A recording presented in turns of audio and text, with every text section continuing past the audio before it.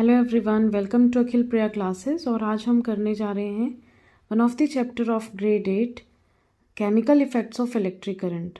सो हम इसका इंट्रोडक्शन देख लेते हैं। सो इस चैप्टर में जब हम बात करेंगे, you all know atom is the smallest entity, जिसमें जनरली क्या होता है, पॉजिटिव चार्ज और नेगेटिव चार्ज जो हैं वो इक्वल अमाउंट में होते हैं। जब हम अंडर नॉर्मल कंडीशंस की बात करेंगे, तब हम देखेंगे कि जो हमारा एटम है उसमें जितने पॉजिटिव चार्जेस होंगे उतने ही सेम अमाउंट ऑफ क्या है, नेगेटिव चार्ज होंगे। पॉजिटिव चार्जेस को हम कैटायंस भी बोलते हैं, बिकॉज यहाँ पॉजिटिव नेगेटिव ये जो आप देख रहे हैं इन्हें हम क्या बोल सकते हैं, आयंस। तो जो पॉजिटिव आयंस हैं उन्हें बोला जाएगा कैटायन, और जो नेगेटिव हैं उन्हें हम बोलते हैं एनायन। अब इसको याद करने का तरीका, तो आप N से याद रखिए कि N से जो है हमारे पास एनायन आ रहा है, N। ओके, सो पॉजिटिव हो गया हमारा कैटायन एंड नेगेटिव हो गया हमारा एनायन। अब जब हम बात करते हैं पॉजिटिव चार्ज की, तो positive charge are also known as protons and negative charges are known as electrons.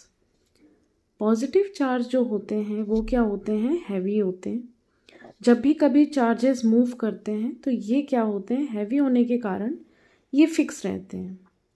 और जबकि नेगेटिव चार्ज जो है ये क्या होते हैं, लाइटर होते हैं वेट में as compare to positive charges, so they are free to move.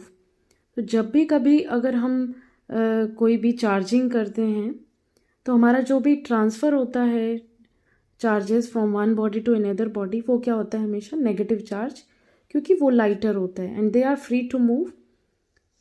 अब अगर हम बात करें जो हमारा अंडर नॉर्मल कंडीशंस जो है, जब कोई भी चार्जेस इंड्यूस नहीं हुआ या बॉडी नॉर्मल स्टेट में है, तो दोनों में क्या होंगे, इक्वल चार्जेस होते हैं। सो हम कह सकते हैं नंबर ऑफ प्रोटॉन्स जो है वो हमारे नंबर ऑफ इलेक्ट्रॉन्स के बराबर रहते हैं।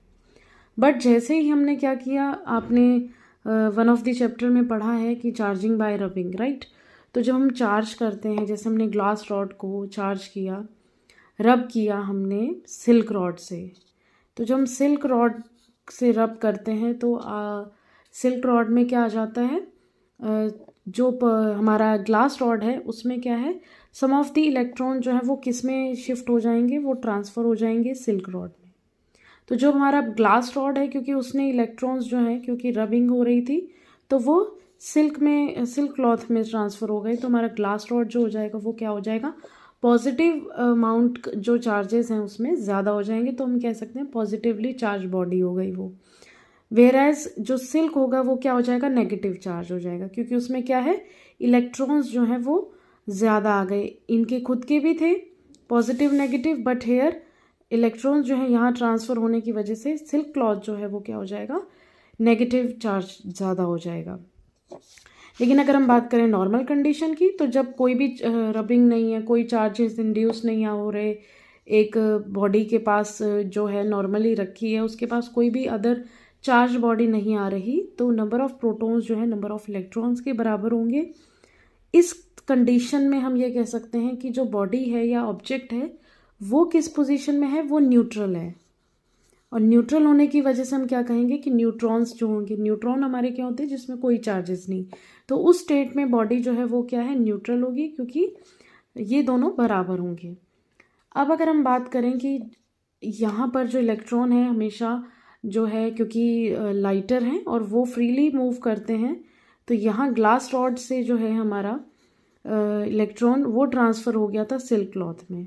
तो अब क्या होगा, इलेक्ट्रॉन्स जो हैं वो रिस्पॉन्सिबल होते हैं कभी भी इलेक्ट्रिक करंट को प्रोड्यूस करने के लिए।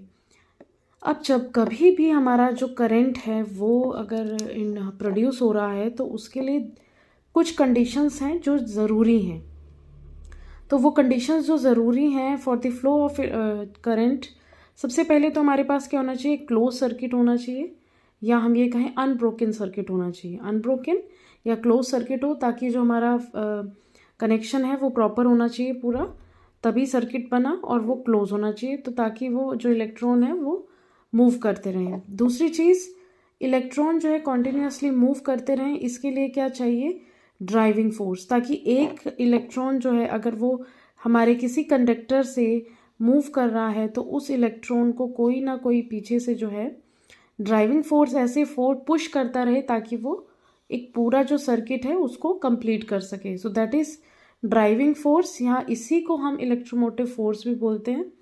तो ये दो ऐसी कंडीशंस हैं जो कि हमारे सर्किट में करंट को फ्लो करके रखेंगे। अब अगर हम बात करें, ये देखिए हमारा जैसे सर्किट है जिसमें हमने क्या है, बैटरी, जिसमें हमने एक सेल लगाया हुआ है। सो पॉजिटिव और नेगेटिव चार्ज है। आप यहाँ देख सकते हैं कि बिकॉज इलेक्ट्रॉन जो है वो मूव करेगा, राइट, इलेक्ट्रॉन मूव करेगा नेगेटिव टू पॉजिटिव। बट यहाँ पर इलेक्ट्रॉन अगर ऐसे मूव कर रहा है, आप देख रहे हैं कि जो करंट है, करंट का पोजीशन क्या है, वो इलेक्ट्रॉन के मूवमेंट से अपोजिट डायरेक्शन में है, राइट। सो कन्वेंशनल करंट जो होता है वो हमेशा फ्लो करता है पॉजिटिव टू नेगेटिव, यानी कि जो हमारा करंट है वो कहाँ हमेशा फ्लो करेगा, पॉजिटिव टू नेगेटिव। और जबकि जो हमारा इलेक्ट्रॉन है, इलेक्ट्रॉनिक करंट्स जो हैं वो हमेशा फ्लो करते हैं negative to positive terminal. So I hope कि direction of flow of current जो हमारे एक सर्किट में होता है वो आपको क्लियर हो गया होगा। और वीडियो के इसी चैप्टर के वीडियोस जो हैं अपलोड होंगे अभी आगे भी। आई होप कि वीडियो आपको अच्छी लगी हो या आपको ज़रा सा भी यूज़फुल लगा हो तो वीडियो को लाइक करिए, चैनल को सब्सक्राइब करिए अगर आपने सब्सक्राइब नहीं किया है। वीडियो को शेयर करिए जिन्हें ज़रूरत है, जिनके लिए यूज़फुल है। Thank you so much for watching this video.